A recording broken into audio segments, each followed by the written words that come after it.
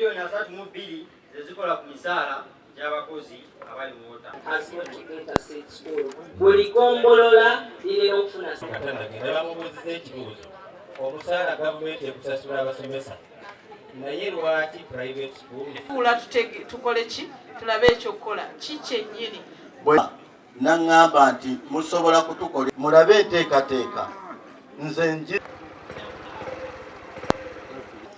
ofisi nzigule tuwa abantu omukisa okubuuza byoba okolako ebyo neyanza omulala yabadde ne point ate n'agijjayo buti bulungi era yalakuba ennyonyi akolwa sisitimu eno FPO yejala kuba ate ebirimu tuuze kigenze kugombola ekya Siige School ekasana oba okujja mbuuza ebibuuzo ebikwata ku luguudo nga ssente za 1 kilomita bwe zakola ki ntuuse eddoboozi ino mu ofiisi ennene nga bwe yayimuse nejja wano Service Commission Committee teriiyo ku disitulikiti ne guno lwakuba tetulina ki Service Commission tusaba ofiisi ennene ggwanga lyonna olw'ensonga eyo sijja kusukkako awo olwakadde mbadde nyina bingi naye District Service Commission omunagaana okugironda nga tusaba public sifa abalonda lwaki teri nnyo obuntuntu obutonotono obwo kiki ekitusuubiti nti nno embeera eyo eneekoma kyekyanga yeyesaanira oba mulimako just kutuusa mukolo era gavumenti mwamugikuba oba muba mugitwala mu maaso nezima pulezidenti w'eggwanga yateekamu ssente mu myoga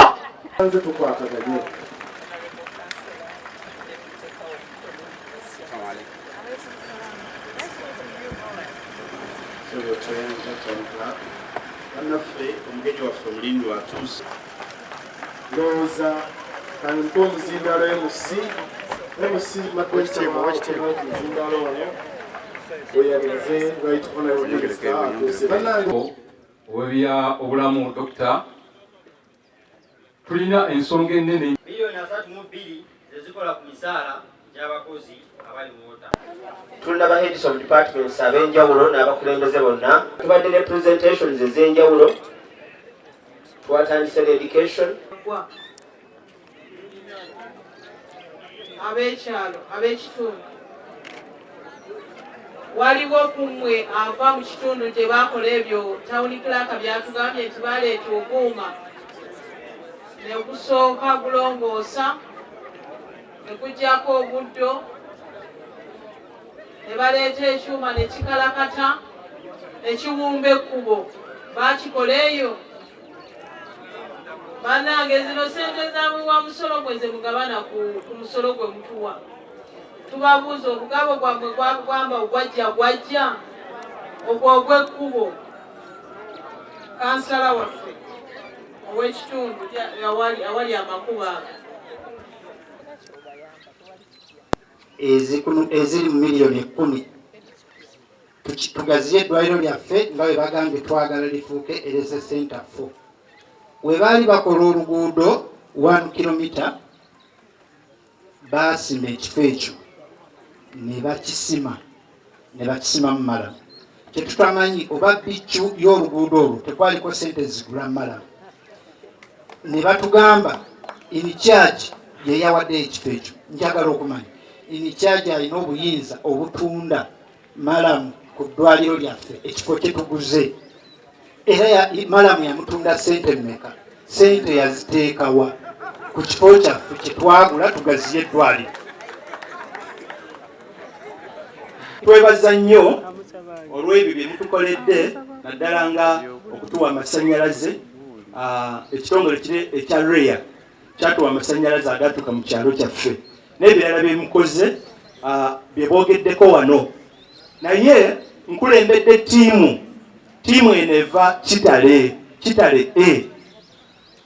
ku kyalo kyaffe kitale mu mwaka gwa 2016 twafuna ekizibu tulina abantu 3 n'amayumba 116 twalina bowahole emu ne tutuukirira ku buli omu gwe kikwatako wa gavumenti bakansala neno water office ebaddeyo wawano report naye twagituukirira era ne tuwandiika ne tukunga abantu bonna ku kyalo ne bateekako emikono naye naguno ogwaka tulina obulumi naguno omwaka 2023 emyaka 8 years down the road tetufunanga bowahole eyo batulimbye batusuubiza bakoze batya naye omwami abadde awo wano reporting alaga nti bazimbye bowa jindi neffe emyaka 8 ab'ekitale bali wano ne chairman waffe ali wano mwami Stephen Mwesige myaka 8 yeffe twali bakalinda bowa eyo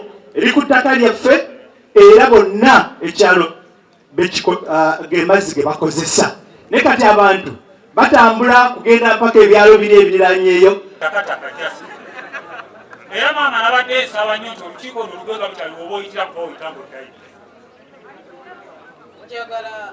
yo nga bakusomera nti yabalirirwa emiliyoni 4 bw'aba yabalirirwa emiliyoni 4 nga ye bakwata sente bazimuwa bazikwate baziwefe abakakiiko batubuuze oba agyatubuuze mwazikolamu ki so si ye kumbuuza nti sente ogenda zikolamu ki katubaweeyo emiliyoni nze apise emirundi mingi maama wange nze bwendi wano ndi musajja buli nene pulezidenti yakyalako wange nampa ku mmotoka naye bino ebalowooza ebyobusente sente batubuulire sente mekeza mala bazituuka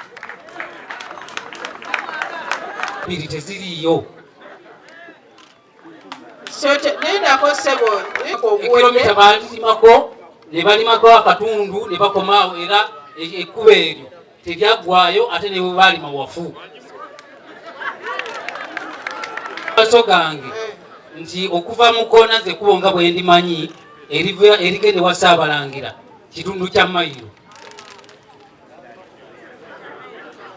kati nze ngenda kwogerera ekkubo eriva ekitovu okugenda ewa Kanoni Kooza ekkubo eryo lyalimwa era kansala Saadi yakubiriza ekkubo eryo naye ekyaliwo nti abantu basondanga kuki mafuta abantu basondanga ku mafuta era ndowooza basobola okunjulira nti kansala Saadi yakubiriza ekintu ekyo nga abantu bagenda bakola ki bamuwa amafuta oluvannyuma lwa disitulikiti okutuwa ki okutuwa greda n'eriyitamu kati njagala kubuuza town clerk abantu mu kyalo bakikakasa nti ddala bazirabako webale nnyo ekisembayo njagala kusaba gavumenti oba sebo RDC nyabo RDC amazima bwe kibanga esente gavumenti ezireeta mu disitulikiti sebo sente bwero si 5 mukama wange bwe mubanga mukola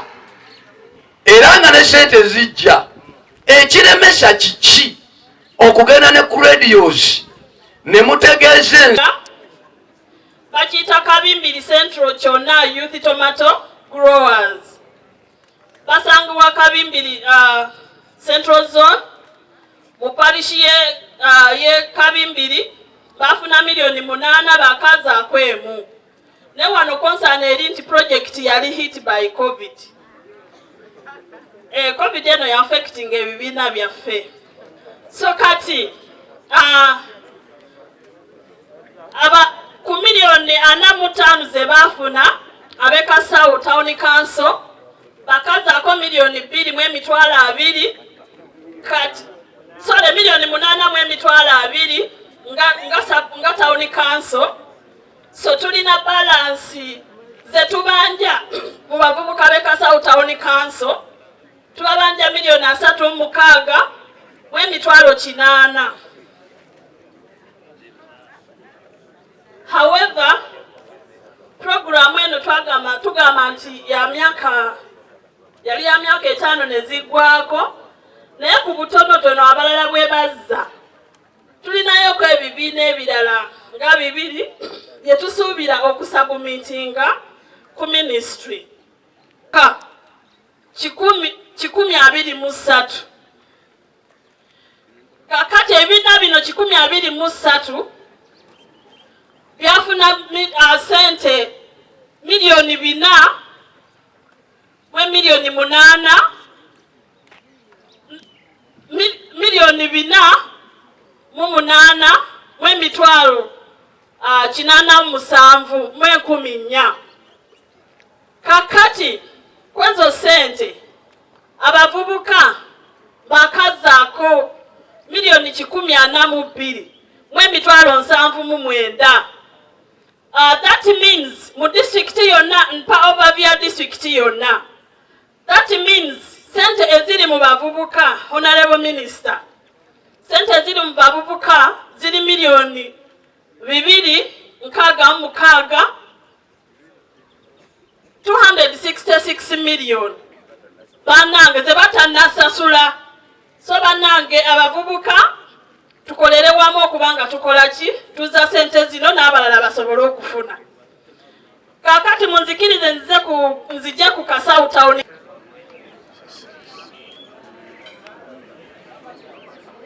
How much did you spend and how many kilometers? Was spending a sente meka ku kilometers meka zonna wamu?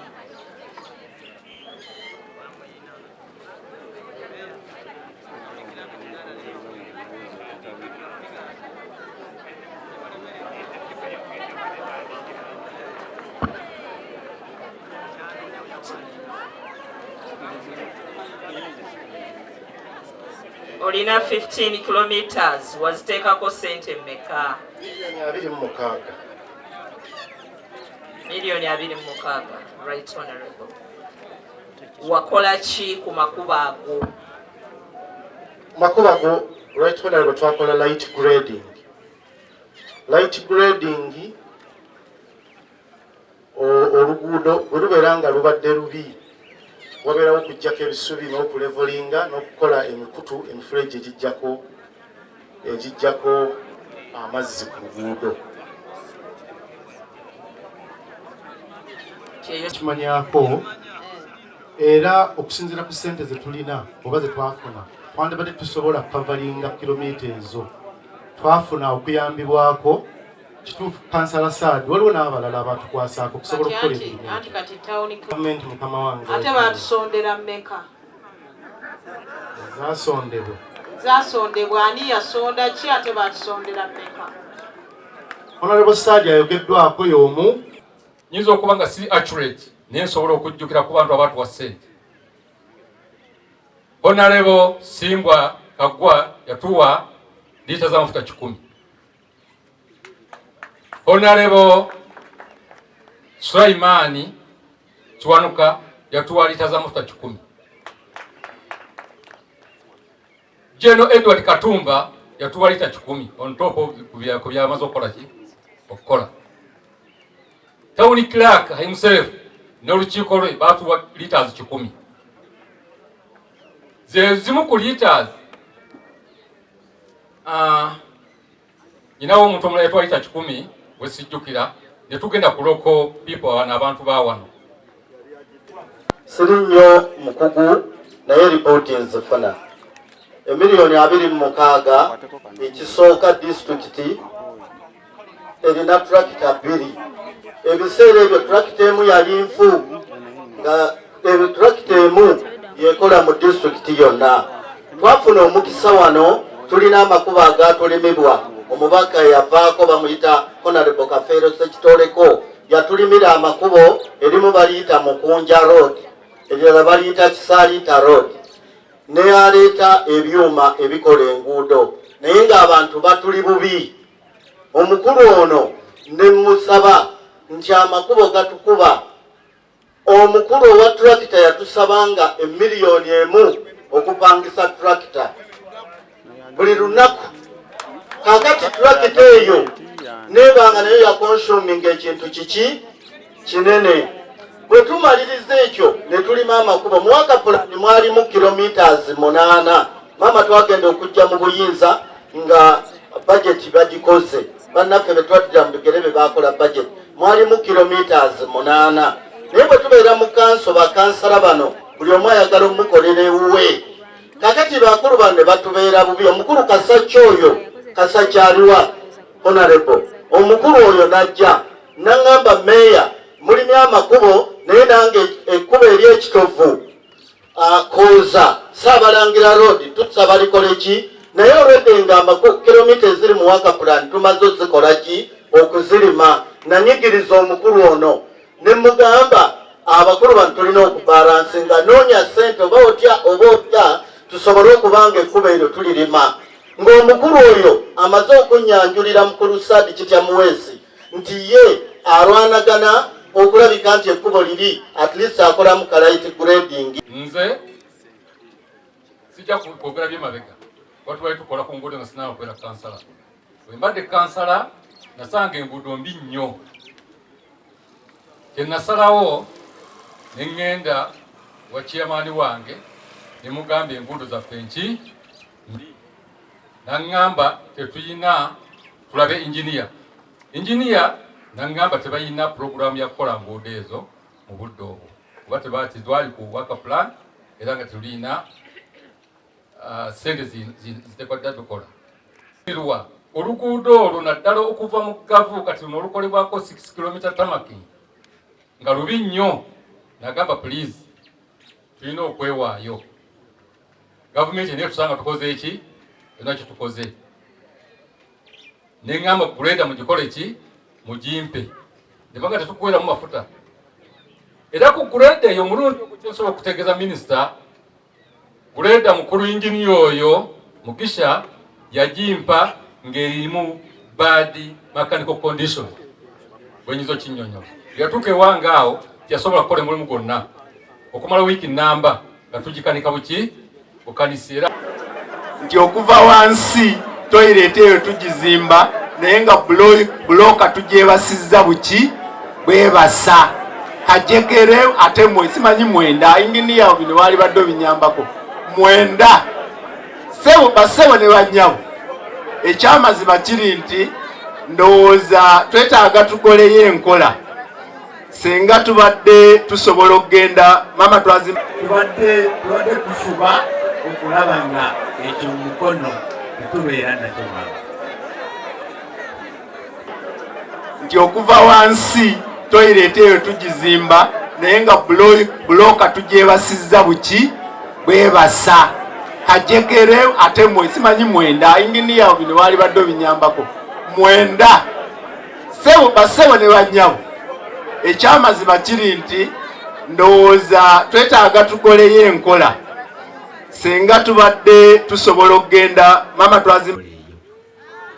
enkola y'abakungu okufuna abantu bagende basomesa ate no tebazimama si bakyala bokka n'abaami bagende mu masomero tubapositinge bagende babeere e Kampala mu bizinesi mamero tekiriyo mu Mukono twakigobamu era tukirondoola nnyo mu Mukono district.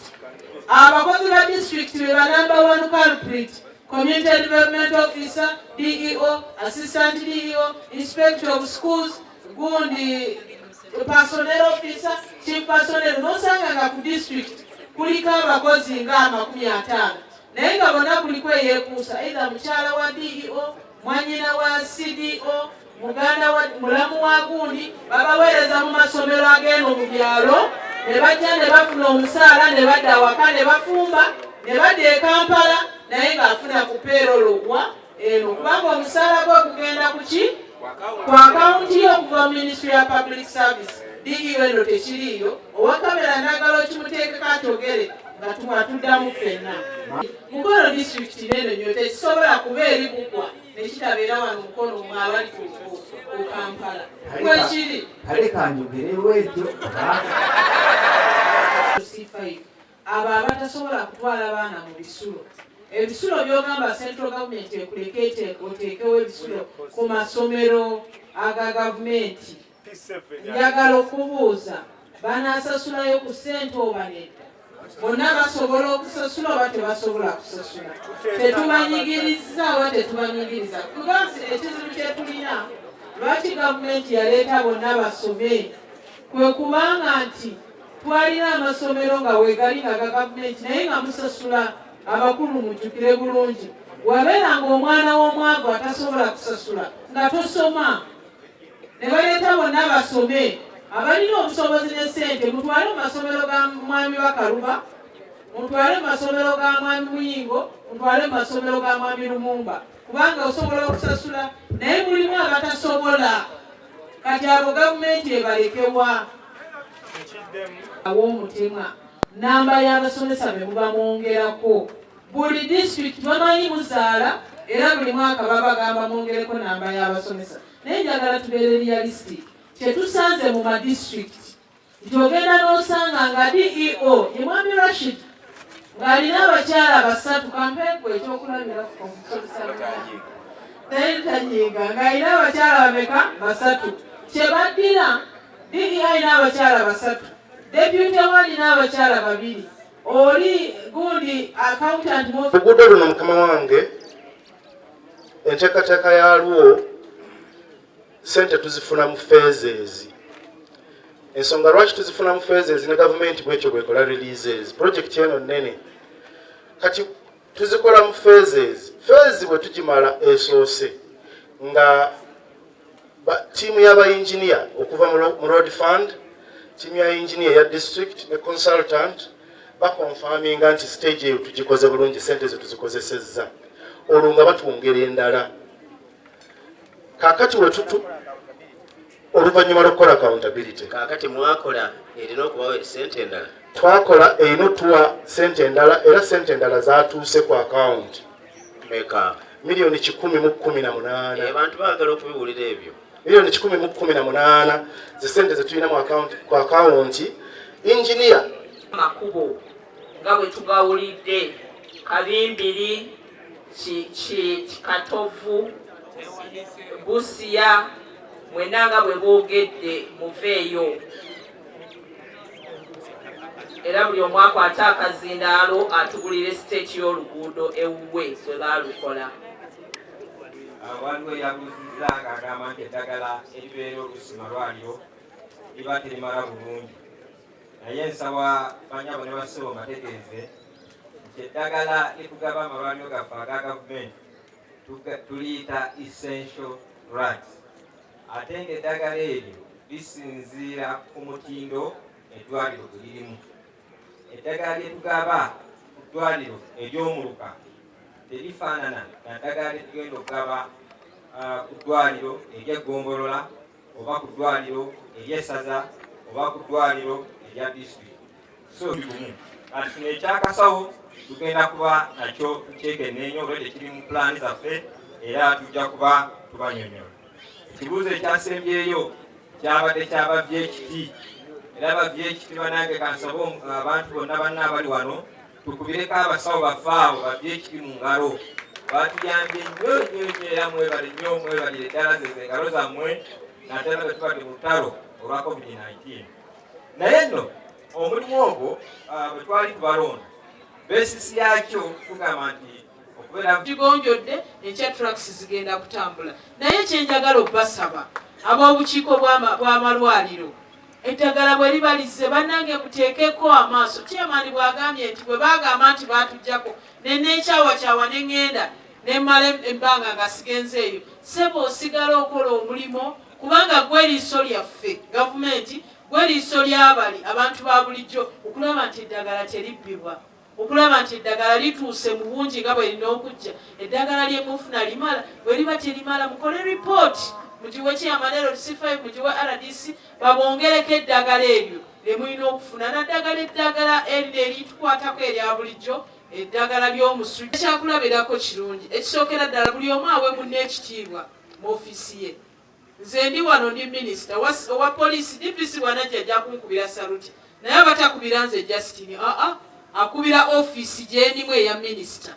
So naawe bwe baba nti ono baamulonda chairman wa LC3 gwe baakulonda oli chairman wa ddwaliro gwe baakulonda oli wa NUP chairman wa LC5 nina okuwa ekitiibwa kubanga ssemateeka yasalawo ani alina okusalawo atuula mu ofiisi eyo. Abantu b'Omukono baakuwaki obululu mukitegeera. So gwe olina otukulembera Mukono, gwe olina otukulembera tulabe nga tuteeka manifesto ya NRM mu nkola kuba kye ekibiina ekyayitamu nga tukolera wamu okuweereza abantu. So njagala okusaba nti oli ne waabanga weero C1 nga gw'oli weero C5 tomuyisaamu maaso.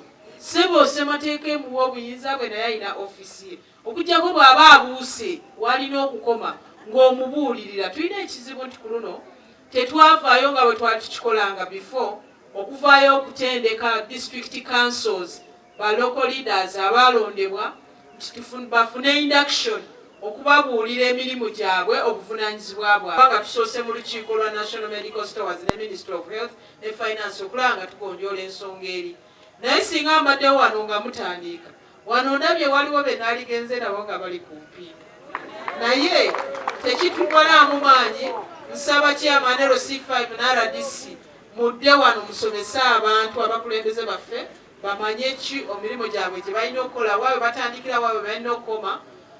Ate ne mbasaba naddala kaawo Chief Administrative Officer ne Town Clerks ba Chairpersons Veros ba Town Sub-County Chiefs njagala bagamba nti kanso ne bweba tetudde muwandiikire ba councillors mubawandiikire nti twafunye ssente zino tubadde tupulaninga kukola na kino na kino ne kansala amanye nti bagenda kukola ekkubo lyange lino liriko ssente bwe liti bajja ddikola okuva mu bbanga lino okutuuka mu bbanga lino. Naye nammwe ogenda ne wesanga chairman wero C3 sigamba ono waawano owa Kasawo Town Council ne beegatta ne Town Clerk ne bafuula abakulembeze abalala abalonde nga balinga abatalina mugaso. Nedda abakola ssemateeka baalina ekiruubirirwa. Buli mulimu gwa gavumenti kubeereko eriiso gw'owero si wanu abali ku Kugombolola abali ku Muluka abali ku district naffe abali e Kampala. Singa ffenna tuteekako amaaso bannange yali badde teri ssente yamwe wa musolo ebbibwa twali badde nga buli kimu kigenda bulungi mu maaso. Maliriza nga mbasaba parish development model twagiteeka mu manifesto ya NRM eri mu development plan akazimba abaga twagala oterewo ekkubo n'ebirala. Bwe nayogera ne in charge nangamba ate kiina mutawana naye ffe tetwagala